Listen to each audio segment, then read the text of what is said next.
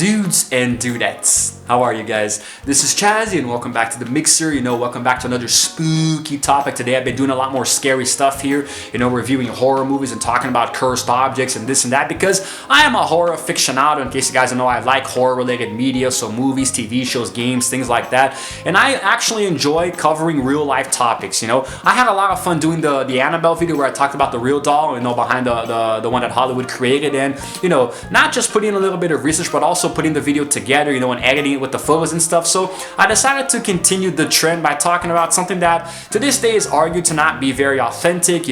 Some could argue that it didn't even happen, but you cannot deny the appeal of the Amityville horror in popular culture today. Okay, now in case you guys don't know, I'm going to give you a little rundown. All right, so in the year 1974, Ronald DeFeo Jr., for some inexplicable reason that people don't understand to this day, decided to get up really early, take a shotgun and kill 6 of his family members. Well, 6, all of them, right? So his parents and his siblings, and then he was taken to jail. He was put on a trial and this and that. Apparently, he alleged that voices in his head told him to do it. So it's kind of, I'm getting the devil made me do it vibes here, like the new Conjuring movie, And then in December of 1975, the year later, a family moved in, the Lutz family, Kathy and George Lutz and their children. And then after 28 days in the house, they moved out suddenly because they claimed that there was paranormal activity going on in the house, and they couldn't take it. So then, after what they considered to be the last straw,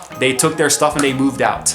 A little suspicious, right? Well, this story is actually, it was adapted into a book and countless movies afterwards, and each one of them plays around with a different idea, but all of them are centered around the paranormality to some degree, So now there is an actual basis of fact here, which I'm going to tell you guys now. I'm going to give you, I have like a little cheat sheet here, okay?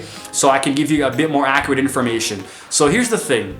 Now, the thing with Ronald DeFeo Jr., I'm going to show you guys a mug shot of him. I don't think I can because the photo is too freaking small. Maybe you guys can see it. Let me see if I can maybe, can you guys see it? This is him the day he was arrested. This is his mug shot. Can you see him? He even looks a little disturbed, doesn't he? Dude needed a freaking shave and a haircut. But anyway, so he actually died recently. He died this year while in custody. He was 69. He was given pretty much a life sentence, so he was obviously going to die in jail. Now, he shot all of them with a .35 caliber lever action Marlin 33-36C rifle. It was a freaking rifle, okay? I thought it was a shotgun, but whatever.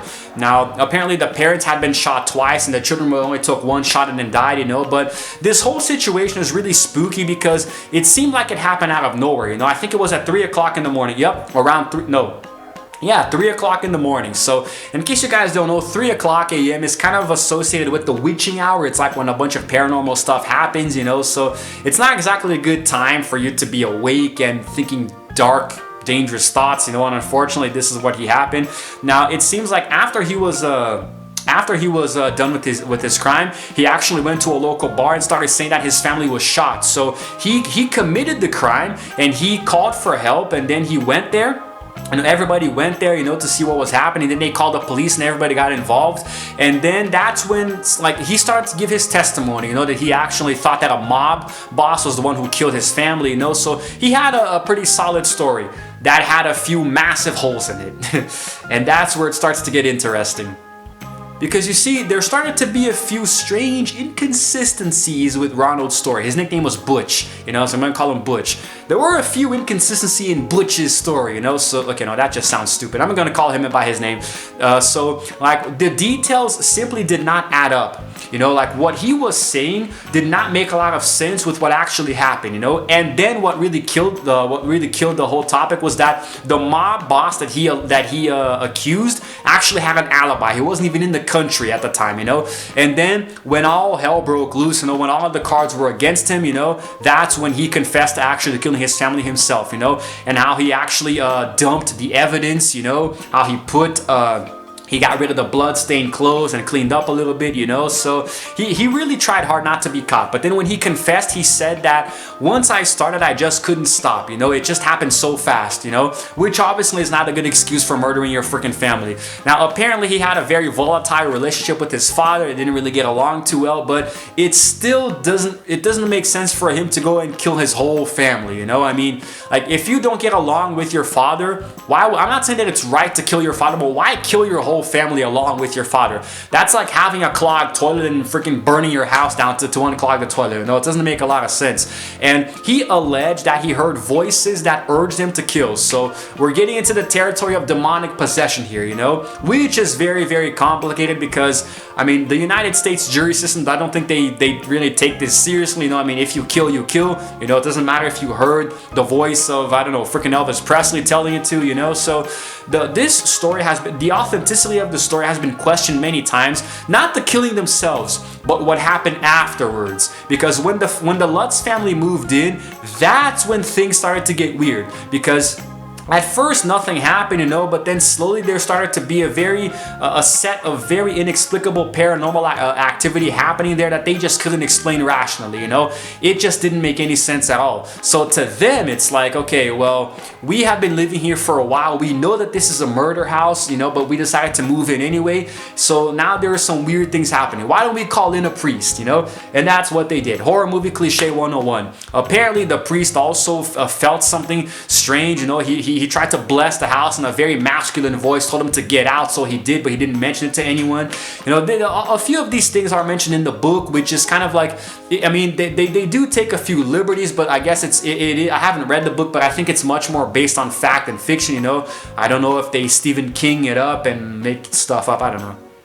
Now, there were a few things like, for example, I'm guessing doors closing by themselves or items being in different places that you left them, you know. And there was also a plague of flies at one point, even though there were no flies in the area. It wasn't the right season for insects, you know. There was an infestation of flies, you know. And then there are a few other details too, but probably minor things like poltergeist levels of paranormal activity, you know, that gradually started to get worse and worse. They alleged that there was this very weird black greenish slime of sorts that climbed up, you know, onto the staircase towards them. So there were a few movies based on it, you know. There was one that was back in the 80s or 70s, I believe. Let me see if I can pull it up here. Yes, in 1979 there was the Amityville horror, you know, and then many years later in 2005 they would remake it with Ryan Reynolds, you know. And now they aren't really scary. The remake was done because, well, it's a 2005 Hollywood remake, so of course they took many more liberties. They put in stuff that wasn't there, like an Indian burial ground and ghosts and demons and much more violence and blood, you know. But the original was interesting because the paranormal phenomena back then was actually very minimal, and they kind of played around with the idea of George being possessed, you know, kind of like Jack back in The Shining, Jack Torrance, you know, how one of the characters was how he looked like Ronald DeFeo Jr., so that's why the malicious force in the house took control of him, you know. But whatever you want to believe, something did go down at that house, you know. Like it doesn't make sense for them to they left in 1976, you know, because there were so much paranormal phenomena that they just couldn't take it, you know. And then apparently the very last thing that happened, the final night that they spent there, to this day they refuse to talk about it because it was apparently way too frightening. So something happened that was the final straw, and whatever that is, I don't think we will ever know.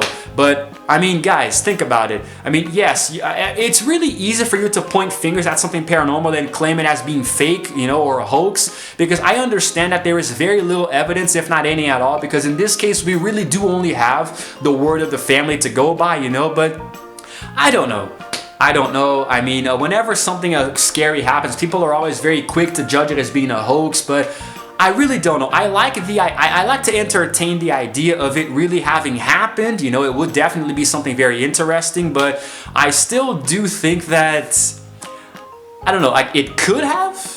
Like it could be real, but because of a lack of concrete evidence, you know, because it's really hard. Like if there aren't any photos or videos, recordings, audio recordings, you know, then it's really hard. But it is still a very interesting story, and I think that it deserves a mention here on this channel. I'm not sure if I'll be able to include photos or videos here or anything, but it's whatever I include or don't include, this is what you guys got, you know. But I'm actually really curious because this story here has always fascinated me because it's so mysterious, you know. It is way too mysterious because, I don't know, man. I like to think about this kind of thing, even though it does kind of scare me sometimes. And the house is still available today I think it's empty even, or people probably live there, but it's still on the market. It still looks very creepy, you know. They haven't refurbished it too much because they have these windows on the top that makes it look like eyes or something, you know. It's really freaking creepy.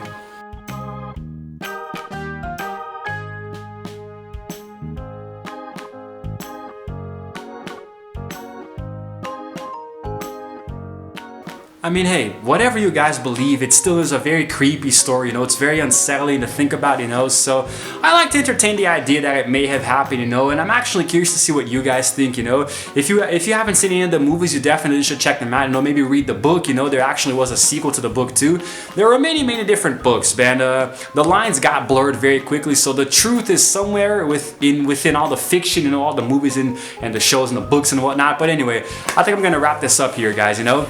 It was interesting to talk about this topic, and I hope I addressed it in a way that was satisfactory to you guys, because I wasn't really sure how to approach this topic, you know, but hopefully it was good. Hopefully you guys enjoyed it, and if you did enjoy it, then please like this video, subscribe to my channel, because I release videos literally every single day, sometimes one, sometimes two, depends on how much work I can get done, okay? And hit the notification button to know exactly when I'm going to be uploading, because I never release the time uploads, you know? I just do them in random times of the day, so you guys have to hit the bell to know exactly what time my videos are going to be coming out, okay?